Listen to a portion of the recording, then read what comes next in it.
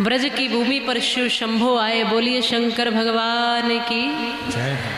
अब शिवजी ने सोचा कि हमारे इष्ट आए हैं, बालक स्वरूप में श्री हरि आए हैं, तो हमें भी एक बार उस स्वरूप का दर्शन करना चाहिए। जब ये ब्रज में आए तो ऐसे ही आ गए, जैसे थे वैसे ही चले आए, कोई बनावटीपन नहीं। अभी देखो शिवजी में और पूतना में यही अंतर है, यही अंतर है। शिवजी जैसे है बस वैसे ही रहना चाहते हैं, पूतना जैसी है वैसा दिखना नहीं चाहते। बाहर से सुंदरता और भीतर से कटुता, ऐसा तो बहुत सारे लोग करने लगे। बाहर की बहुत चमक दमक है लेकिन भीतर से बड़ी कटुता भरी है। भीतर छल है, कपट है, बाहर तमाम मुखौटे। कई बार लोग कहते हैं जब भी जी चाहे नई दुनिया बसा लेते हैं लोग, और एक चेहरे पे कई चेहरे लगा लेते हैं लोग। कितने चेहरे हैं पता ही नहीं चलता, असली कौन सा है नकली कौन सा है। मैंने उस दिन भी समझाया था, उस दिन भी कहा था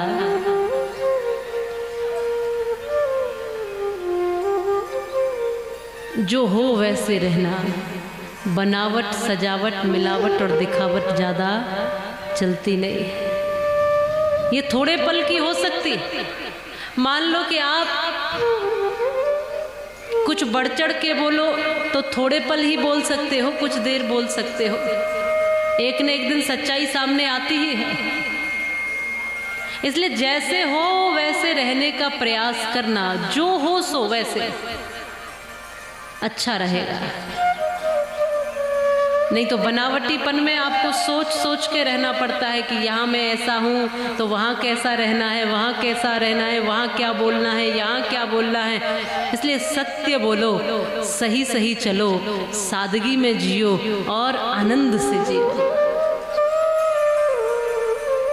अब ये कथा कहती है कि बनना क्या चाहते हो, पूतना की तरह मिलावटी कि बाहर से अच्छा अच्छा। ज़्यादातर लोग बाहर से अच्छा दिखना चाहते हैं, अच्छा होना नहीं चाहते। ज़्यादातर लोग सोचते हैं कि दुनिया हमें अच्छा मानने लगे, हम अच्छे हैं कि नहीं ये विषय नहीं है, पर दुनिया हमें बस अच्छा माने। अरे दुनिया अच्छा नहीं भी माने तो भी कोई फर्क नहीं पड़ता, पर बस आप अच्छे बनने का प्रयास करना। और दुनिया ने अच्छा मान भी लिया और तुम तो जानते हो कि तुम कितने अच्छे हो। फर्क दुनिया से नहीं पड़ता, फर्क पड़ता है कि आप क्या हो, आप क्या सोचते हो, आप कैसा चिंतन करते हो। शिव जी जैसे हैं वैसे चले आए, आकर के अलग जगह दिया। माँ भीतर से आई और देखा बाबा हैं तो फल इत्यादि जो लाई थी वो देने लगे। कहा बाबा शीघ्र बस ये लो और चलते बनो। कारण ये कि बाहर जो दिख रहा है भोलेनाथ का स्वरूप वो सामान्य नहीं है, सर्प लपटे हुए हैं और तमाम भस्म जटा जूट वागंबर इत्यादि। मैया भयभीत सी हो गई देख करके। इस बाबा ने कहा कि भोलेनाथ कहते हैं कि मैया ये फल नहीं चाहिए, ये तुम्हारा जो सामग्री है वो नहीं चाहिए, बहुत दूर से आया हूँ। तो कहा बाबा क्यों आए हो। भोलेनाथ कहते हैं इसलिए आया हूँ कि तुम्हारे लाला का बहुत नाम सुना है, बस उसकी दर्शन उसकी सुंदरता देखने के लिए। कहते हैं वो मनमोहन है, वो सबका मन मोह लेता है, एक बार हम भी तो दर्शन करें। मैया ने कहा कि बाबा ये तो संभव नहीं है, जब तेरो रूप देखकर मैं डर रही हूँ तो मेरो लाला नहीं डरेगा, ये संभव नहीं है। भोलेनाथ कहते माँ ये तो संभव होकर ही रहेगा, जब तक तू दर्शन नहीं कराएगी तब तक यहीं तेरे द्वार पर ही बैठा रहूँगा। बोले बाबा धूनी लगाए बस यहीं बैठ गए। लेकिन मैया भी आज निष्ठुर बन गई कि भगवान को बाहर लाती ही नहीं है, लाला को बाहर लाती ही नहीं है, वो सुनती ही नहीं है। भगवान ने देखा, बहुत देर देखा, लेकिन ऐसा लगा कि अब मैया नहीं सुनेगी, तो भोलेनाथ धीरे धीरे वहाँ से आगे बढ़ने लगे, ये कहते हुए कि हे कन्हैया लाल, हे बांके बिहारी, हे गोविंद, हे गोपाल, हे प्रभु, आपकी मर्जी है। अगर बिना दर्शन कराए ब्रज से भेजना चाहते हो तो भी आप ही की मर्जी है।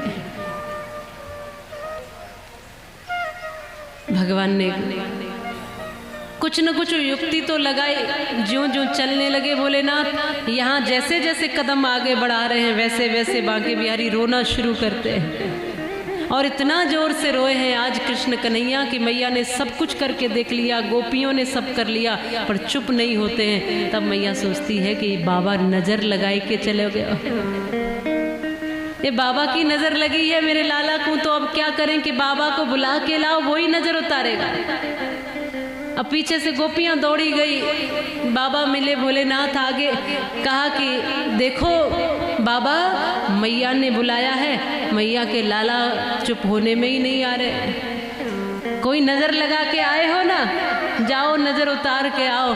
अब भोलेनाथ ने ज्यों ही सुना बस वहां से पीछे दौड़ लिए हैं और तुरंत पहुंचे हैं। एक झलक श्याम सुंदर की देखी और एक झलक इधर भोलेनाथ की देखी। दोनों ने एक दूसरे को देखा, एक दूसरे का दर्शन किया है। और आज जैसे ही शिव शंभू को देखा है, श्री बांके बिहारी ने खिलखिला के हंस पड़े हैं और मैया समझने लगी है कि बाबा ने नजर उतार दी है। जैसे जैसे देखा, ये भीतर की लीला कोई नहीं समझ पाया कि अपने अपने इष्ट के दर्शन किया है। इधर बांके बिहारी के दर्शन शिव शंभू ने किए और शिव जी के दर्शन श्री बांके बिहारी ने किए। और मन ही मन कहते हैं, बोले बाबा यहाँ भी पहुंच गए। भगवान कहते हैं कि जहाँ इस बाल स्वरूप का दर्शन मिले तब मैं कहीं भी आ सकता हूँ।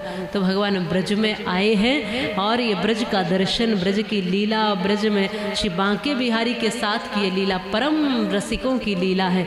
ब्रज में भगवान भोलेनाथ महाराज के समय भी गोपी बनकर, गोपेश्वर बनकर के आए, तो गोपेश्वर के नाम से स्थापित है। श्री भोलेनाथ भगवान श्री कृष्ण की लीलाओं में कहीं न कहीं तुम्हें दिख ही जाएंगे, सम्मिलित हो ही जाएंगे। शिव जी की अनंत कृपा है, अपार कृपा है, अटूट कृपा है।